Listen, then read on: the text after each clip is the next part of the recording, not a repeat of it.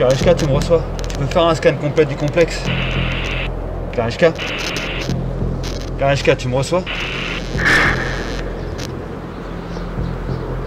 5 sur 5, capitaine. D'après la carte, seul bâtiment accessible. Je t'entends très mal. Ça doit être le bracelet. Hein. Il est sacrément endommagé. Bon, je te fais le topo. On active le générateur du chrony, on contacte les deux auteurs dans le passé, et après on rentre chez nous. Affaire classée. Enfin, j'espère.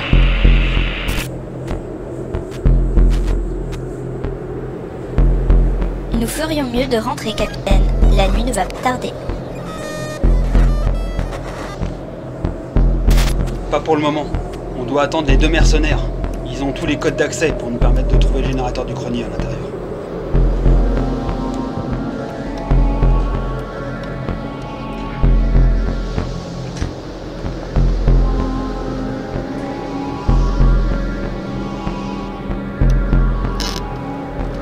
Merde, c'est fermé. Capitaine, vous enfreignez les codes de moralité du langage. Ça y est, tu te réveilles? Bon, faut trouver une autre entrée, parce qu'ici, c'est verrouillé. Il y a une entrée sur le toit, capitaine. Ok, allons-y.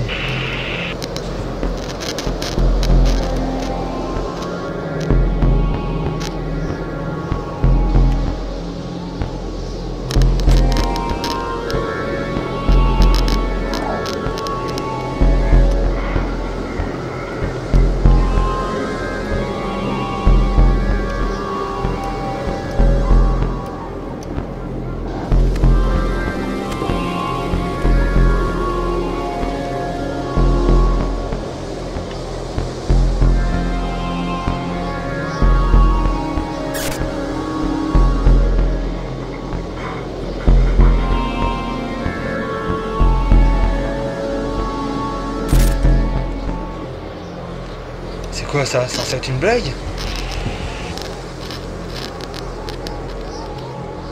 C'est fermé. Capitaine, vous avez reçu un message. Salut camarade. On pourra pas venir t'aider finalement, on doit aider un bud sur le bordure extérieur. Mais t'en fais pas, tu vas y arriver. T'as qu'à baisser la tête et lever les genoux. Tu verras, c'est facile. Coran. T'allais la voir. Oh y'a...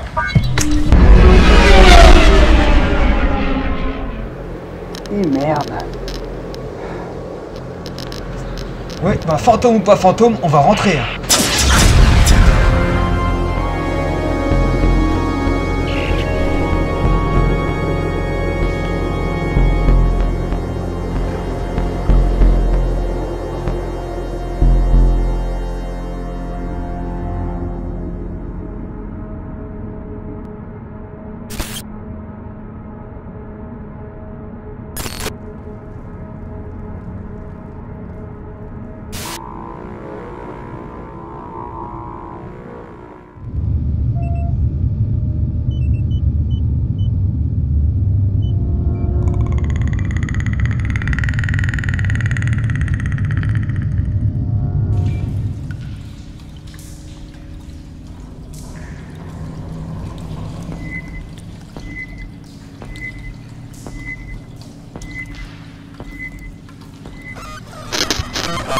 Kariska, tu peux faire un scan de la zone s'il te plaît?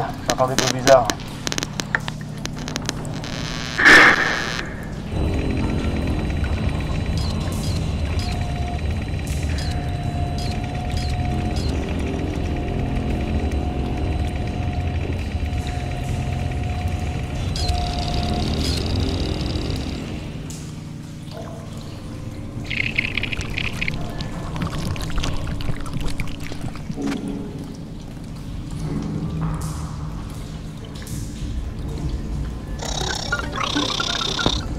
Capitaine, je détecte des présences non identifiées qui approchent.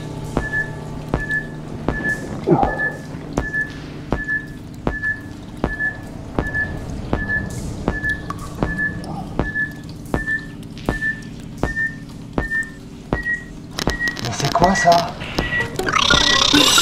Oh les flammes! On tire!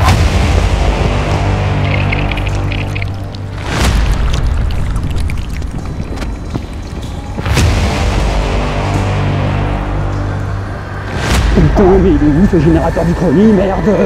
Capitaine, On n'a pas le temps, Kariska, on n'a pas le temps!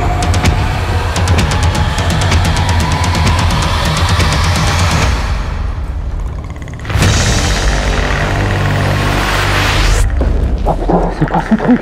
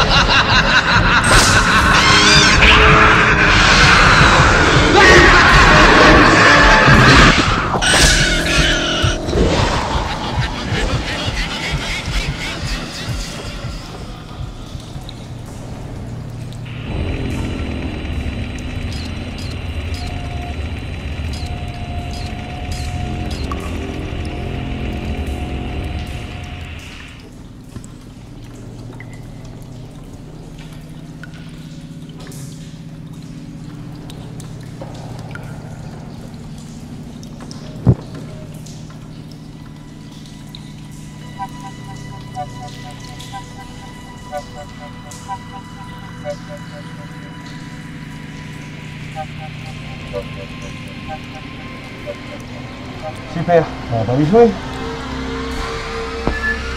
Hein, qu'est-ce que...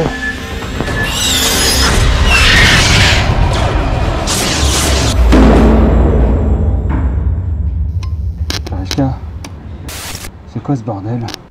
je ne suis pas sûre de comprendre, capitaine.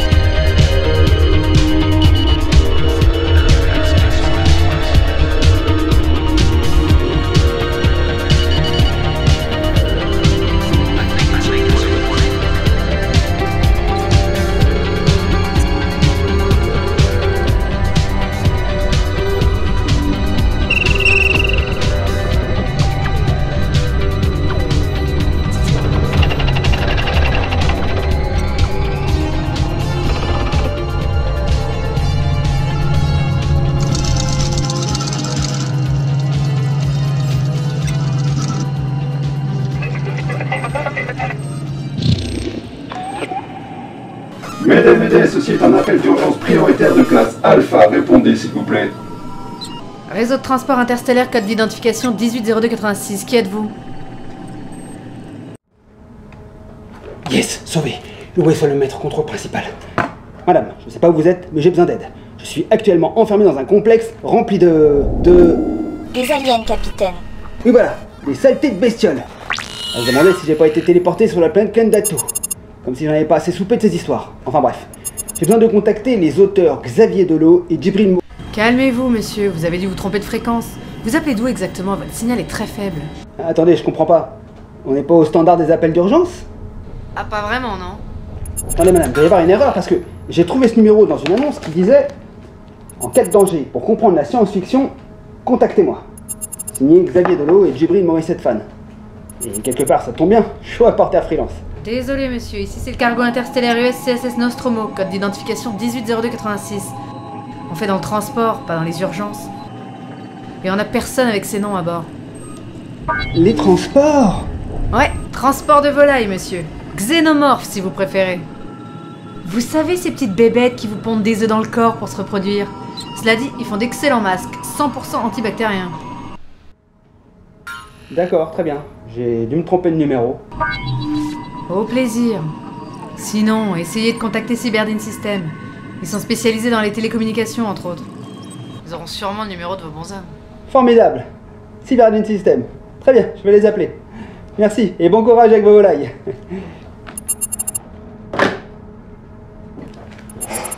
Et voilà, ça tombe à l'eau.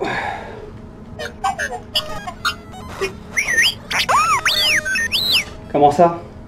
Le terminal. C'est un vieux modèle, mais il semble fonctionner encore. Non mais tu plaisantes? T'as vu l'état? Il est bon pour la casse.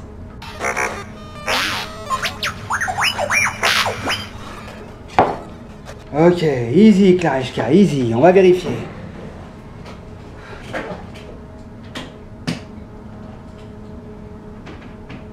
Tu vois? L'écran réagit même pas. C'est foutu, je te dis. Tu pars d'une aventure. Heureusement que le gars qui était là, laissait du café. Irradié, certes, mais du café quand même.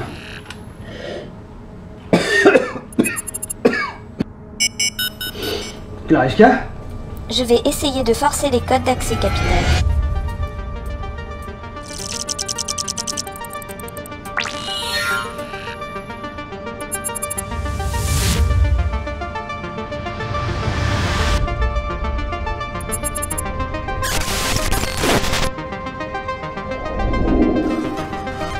Capitaine, Xavier Delot et Djibril Morissette Fan sur la fréquence 3. Allô? Bonjour, Xavier Delot? Bonjour, je me présente, je m'appelle Sky, je suis reporter à l'éco-vaporiste. Oui, enfin non, je vous appelle du futur. Oui, vous êtes bien Xavier Delot qui a publié avec Djibril Morissette Fan la bande dessinée sur l'histoire de la science-fiction en 2020. Et donc cet ovni est descendu sur Terre. Xavier, est-ce que tu veux y aller?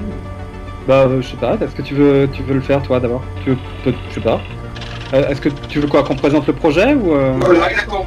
Quand est-ce que ça a commencé? Comment ça a démarré? Ah, alors ouais, je vais peut-être commencer du coup, parce que Ouais.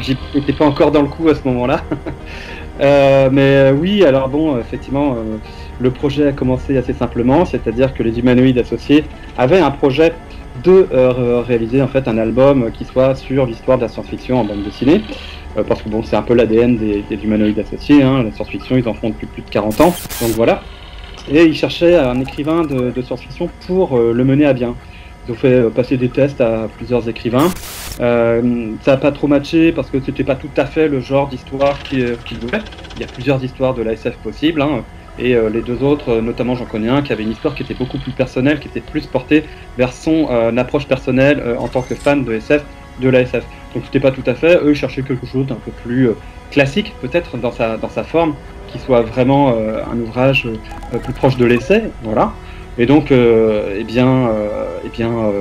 mon collègue de l'époque, Éric Marcelin, qui travaillait à Critique et qui a créé une collection aux humanoïdes associés d'adaptation des romans des éditions Critiques. En fait, moi j'étais son libraire et donc libraire de SF depuis quand même pas mal d'années, plus de 15 ans. Donc très fan, aussi écrivain dans le genre. Bon, je connais bien l'histoire de la SF entre guillemets, et il a proposé que je passe un test avec les humanoïdes associés aussi. Donc j'ai passé un test qui est le test de Jules Verne, hein, voilà, quelques planches à faire sur Jules Verne, plus un plan global à fournir aussi. Et moi c'est comme ça en tout cas que j'ai été pris, c'est-à-dire que j'ai réussi entre guillemets ce test des planches de Jules Verne, et ensuite eh bien je crois que si mes souvenirs sont bons, c'est Djibril qui en a hérité après de ces planches-là pour lui-même passer un test, mais tu vas sans doute confirmer. Voilà. Ouais, en fait, c'est ça. Mon test, c'était probablement exactement les mêmes planches dont il est question en ce moment sur Jules Verne. Ouais, puis je pense que c'était 2 planches que j'avais faites pour le test.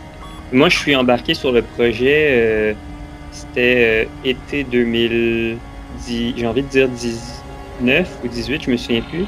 Ouais. Puis j'étais en France à ce moment-là pour la sortie de mon livre. Mon dernier livre qui était sorti avant la SF, qui s'appelait Crypto-monnaie, qui était paru chez Le Lombard. Puis, non, pour c'est ça, j'étais en France pour... j'avais quelques séances de dédicace, puis j'étais allé rejoindre une amie aussi pour passer un peu les vacances en France. À l'époque, on pouvait encore voyager. Puis, c'est à ce moment-là que j'ai rencontré toute l'équipe éditoriale des humanoïdes, puis que j'ai signé le contrat, en fait, pour la SF, donc ouais, c'est comme ça que ça a commencé en fait pour moi. Mais c'était le fun de pouvoir rencontrer tout le monde, à part Xavier malheureusement qui aurait peut-être dû essayer de contacter à ce moment-là, mais de pouvoir rencontrer l'équipe éditoriale en personne, c'était vraiment bien. Xavier, en tant qu'auteur, est-ce que c'est un rêve devenu réalité?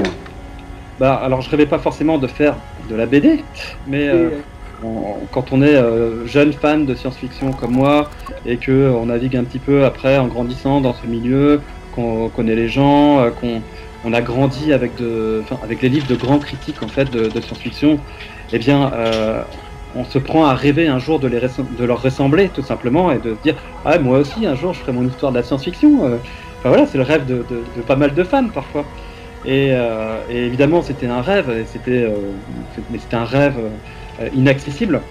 Alors c'est sûr que quand le projet est arrivé sur la table via les humanoïdes associés, d'abord bon, je me suis dit bon, j'en avais entendu parler, hein, je me suis dit ouais, j'adorerais faire ce projet, mais bon, c'était pas pour moi j'avais pas la stature pour le faire, donc forcément bon, c'est resté dans un coin de ma tête comme n'importe quel rêve, voilà. Et puis finalement, le test, comme il s'est bien passé, voilà, le choc, on me dit, bah oui, écoute, c'est toi qui vas la faire. Ah, ok. En plus, j'avais jamais fait de BD, donc c'est sûr que, bon, j'ai écrit des romans et des choses comme ça, je suis romancier, mais alors, j'avais jamais fait de scénario de bande dessinée, donc, on me dit, bah tu vas la faire, waouh, le choc, quoi. Et puis, bah là, c'est effectivement, tu te poses des questions. Oui, non, mais vraiment, enfin, bon, vous êtes sûr? Voilà. Et puis bah, finalement ils sont sûrs et puis ça se lance comme ça, et puis le rêve finalement devient parfois réalité, et là il est devenu réalité, c'est sûr. Hein. Quand on découvre la bande dessinée, on est impressionné par la somme d'informations que vous avez réalisées. Comment avez-vous fait hein? Alors j'ai fait le scénario, j'ai dit la tête fin. Je crois que bon, alors bon évidemment je rigole, mais c'est vrai que eh bien, moi j'ai eu beaucoup de phases documentaires, donc c'est vrai que mes planches elles arrivaient au fur et à mesure, parfois rapidement, parfois beaucoup moins rapidement, mais aussi parce que les phases documentaires étaient plus ou moins longues, et comme je disais aussi, c'est 15 ans que j'ai été libraire de SF, mais aussi c'est quasi 40 ans où j'étais fan de science-fiction, m'ont fait me rendre compte que oui, je connaissais énormément la SF, que je connaissais très très bien la SF, mais que j'avais besoin de visiter l'arrière-boutique pour pouvoir trouver encore beaucoup plus de connexions qui apportaient la fluidité en fait à toutes ces informations, qui allaient connecter la généalogie, j'allais dire, de l'album. Et c'était de ça dont j'avais besoin, de connecteurs, de plein de petits trucs comme ça, qui finalement te faisaient dire, mais bon sang, mais c'est bien sûr, mais c'est comme ça que je devais traiter ces planches-là. Et ça arrivait comme ça, mais c'est en visitant l'arrière-boutique et si je me considérais déjà comme expert en science-fiction, là je crois que je suis à un level encore supérieur, j'allais dire. Mais du coup, voilà, moi c'est comme ça que je procédais. Et une fois que j'avais trouvé mes connecteurs, je me mettais vraiment à la rédaction, après avoir pris des prises de notes, bien sûr. Hein. Je me mettais à la rédaction des planches, et puis je les ai envoyées à Djibril. En règle générale, il y avait beaucoup d'informations dans les planches, donc Djibril, après, il explorait ça. Enfin, il va l'expliquer mieux que moi. Hein. Enfin, je sais pas trop comment en fait il réagissait en recevant mes planches, aussi bien il sautait au plafond en s'arrachant les cheveux. Je dois t'avouer que je suis quand même impressionné d'apprendre que c'était ta première bande dessinée parce que j'avais pas l'impression que je travaillais avec un auteur qui était pas qui connaissait pas bien le médium. Pour moi, c'était travailler avec n'importe quel autre auteur de bande dessinée avec qui j'ai travaillé, puis tu avais vraiment comme compris l'aspect visuel de la chose. D'ailleurs, tu m'as beaucoup l'aspect collaboratif était quand même vraiment présent parce que j'ai quand même je me suis basé sur beaucoup des indices que tu me donnais visuels, donc des fois même tu me donnais des layouts de pages et tout, puis sans jamais me sentir coincé dans quelque chose que tu attendais spécifiquement. Moi, ça me permettait d'avoir un peu une idée de ce que tu avais en tête, puis construire là-dessus. Puis ça, j'ai vraiment beaucoup aimé cet aspect collaboratif-là. Puis ouais, c'est ça, moi en fait, je dois avouer que je suis pas un expert de la science-fiction du tout. Au contraire, en lisant les planches, souvent, c'était à ce moment-là que j'apprenais l'information qu'on avait présentée dans le livre. J'arrivais un peu comme un novice, ce qui fait que moi, j'en ai énormément appris à travers la production de cet album-là. Puis je dois dire que maintenant, je m'y connais beaucoup mieux en science-fiction qu'avant le projet, là, ça c'est sûr. Là. Est-ce que parfois les dessins ont influencé le scénario ou la direction que tu envisageais, Xavier? Ah bah oui, parce que en fait, souvent je voyais la facilité que Djibril avait pour reproduire certaines scènes, certains personnages, certains types d'événements, etc. Et bien, quand j'ai aussi compris la façon dont Djibril fonctionnait, eh bien, il se trouve que j'ai aussi, à un moment donné, fait évoluer la façon dont j'écrivais moi-même mon scénario, parfois pour donner moins d'informations, pour lui laisser beaucoup plus de flexibilité sur la façon dont il pouvait agencer les planches aussi, parce que je me suis rendu compte que Djibril analysait parfaitement ce que je voulais, et que en fait c'était simple parce que j'avais l'impression qu'il était dans ma tête et qu'il comprenait exactement ce que je voulais. Donc au fur et à mesure de l'album, c'était beaucoup plus flexible pour moi de ce côté-là. J'avais l'impression que je pouvais même ne pas mettre certaines informations. Je savais qu'il allait les retranscrire dedans, quoi.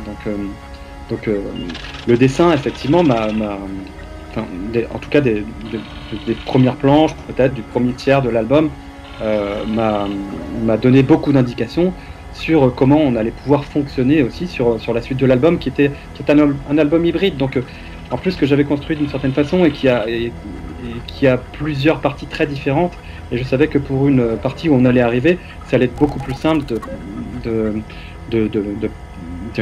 continuer comme ça et de pratiquer comme ça, parce que ça apporterait beaucoup plus de fluidité aussi à l'album au final, quoi.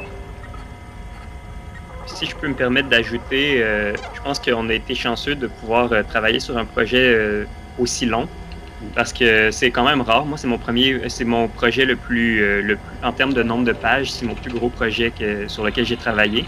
Puis comme tu dis, justement, on a pu établir un peu une relation au fur et à mesure de la collaboration. Puis effectivement, j'ai senti que notre relation a comme évolué à travers le projet, puis on se comprenait de mieux en mieux d'une page à l'autre. Donc je suis content qu'on n'était pas limité à comme une quinzaine de pages ou quelque chose pour travailler ensemble. À travers 200 pages, on a vraiment pu comme trouver une manière vraiment fluide de collaborer. Complètement. Je suis entièrement d'accord avec ça.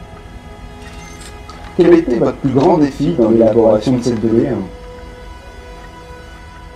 Moi, je dirais, justement, je parlais de la longueur du projet, puis comme c'était le projet le plus long sur lequel j'ai travaillé, je pense que c'était vraiment une question de stamina, là, de comme devoir rester au même niveau, essayer de rester au même niveau pour 200 pages, puis aussi c'est un projet qui est vraiment lourd en information, puis en texte et tout.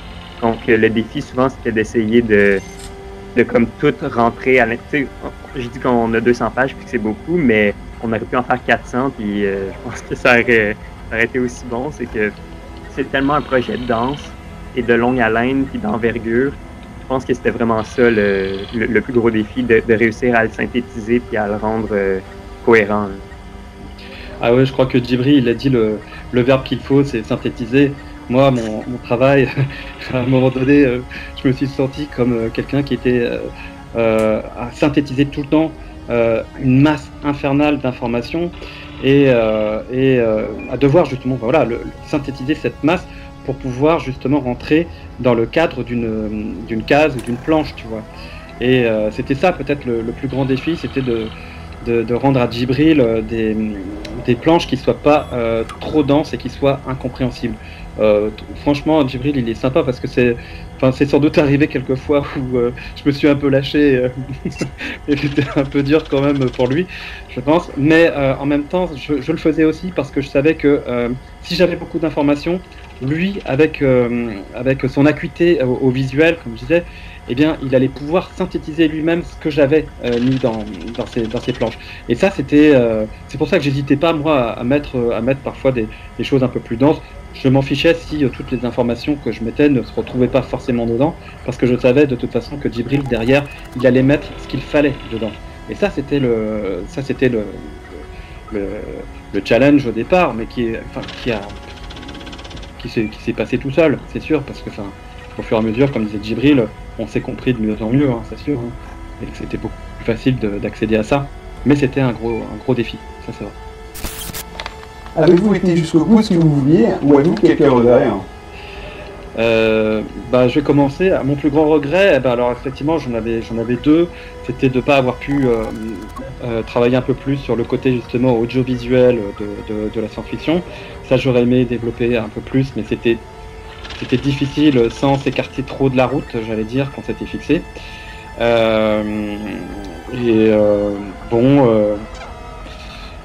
Globalement c'était ça. Ouais, moi, du côté visuel, mon plus grand regret, je sais pas si je parlerais vraiment de regret. Ultimement, je suis assez satisfait avec le produit avec lequel on se retrouve, mais peut-être que justement, puisque c'était un aussi gros morceau, j'aurais peut-être aimé collaborer avec un coloriste, parce que j'ai fait toute la couleur aussi pour l'album.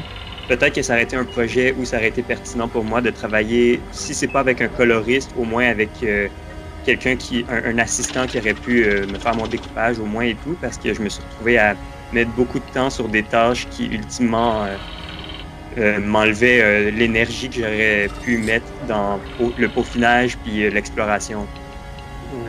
Si ça te rassure, Djibril, là je vois beaucoup de monde, je vois beaucoup de lecteurs de l'album et tous invariablement me disent waouh, quelle maîtrise dans la colorisation aussi, parce que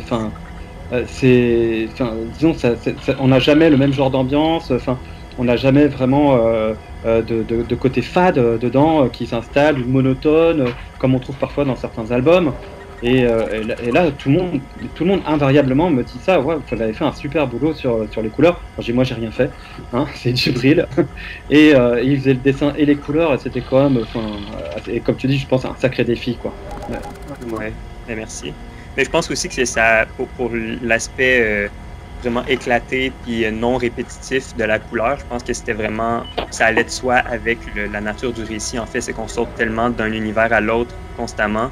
Ça prenait une espèce de... En fait, c'est ça aussi qui rendait la couleur vraiment difficile en termes de défis. C'est qu'il fallait toujours que je me réinvente une palette à chaque page. Je pouvais pas simplement me baser sur ce que j'avais fait avant, parce que d'une case à l'autre, on passait d'un monde à l'autre. Ouais, puis en plus, parfois, je te faisais changer de code couleur, donc... Ouais. Et ce deuxième regret dont tu parlais, Xavier oui, mon autre regret, c'était... Ah oui, on n'a pas eu assez de pages, évidemment, mais et pourtant il y en a eu beaucoup, mais effectivement de ne pas avoir développé peut-être un peu plus l'époque moderne, j'aurais voulu avoir quelques pages de plus pour l'époque moderne. Je savais que j'allais être un peu coincé à la fin, je le savais dès le départ, que j'allais devoir densifier un peu plus sur la fin, justement pour pouvoir clore l'album sur des choses qui peuvent paraître moins importantes, mais qui pour moi pourtant sont extrêmement importantes dans cette histoire. Mais j'ai dû faire des sacrifices. Voilà. Et effectivement, toute la période moderne, francophone, pas que française, canadienne aussi par exemple, parce que moi j'ai plein d'amis québécois, auteurs, autrices, que j'aurais adoré pouvoir parler de leur travail aussi. J'ai pas eu l'espace nécessaire pour le faire, mais c'était un petit peu le format du projet qui m'a posé cette restriction, et voilà, c'est dommage, mais je suis quand même moi je suis très heureux de l'album, je veux dire, on peut toujours avoir des regrets, mais quand je vois le travail accompli, j'avoue que moi, ce regret il disparaît vite, quoi. Ce que j'ai aimé entre autres, c'est ce côté un peu rétro des dessins, avec cette touche très moderne. Est-ce que c'est ton style habituel, Djibril, ou est-ce que c'était voulu pour cette BD en particulier? Je dirais que c'est sûr que ça fait partie de mon style. En fait, chaque fois que je dessine dans mon style, on pourrait dire, mais moi, je suis un artiste qui a tendance à adopter un style vraiment différent d'un album à l'autre. Puis, dans le fond, j'adopte le style en fonction de l'auteur avec qui je travaille, en fonction du script que je lis, en fonction de la nature du récit. Puis, justement, le côté rétro et en même temps le côté moderne, selon moi, ça décrit parfaitement, en fait, l'album, tu sais. C'est comme un parcours de l'histoire, mais avec quand même une lentille moderne, un peu, si on veut. Puis, donc, ouais, c'est ça, ça allait un peu de soi pour moi d'adopter un style comme ça.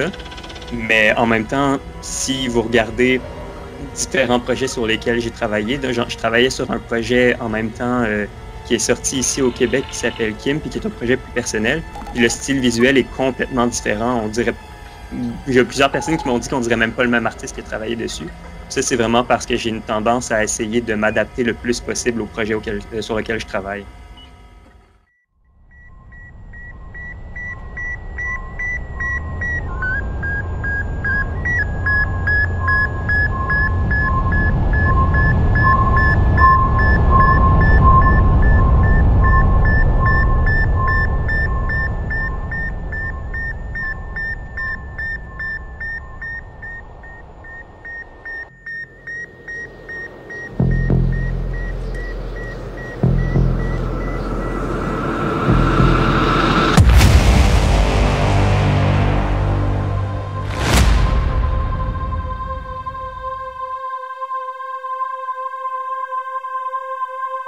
Danger. The emergency disrupt system is now activated. The ship will detonate in T-minus 10 minutes.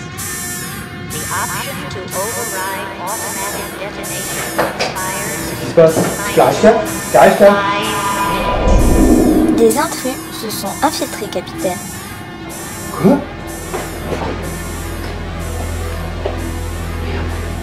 Bon, il n'y a plus le choix, faut se tirer d'ici. Affirmatif. Il vous reste moins de 10 minutes avant l'explosion nucléaire du complexe.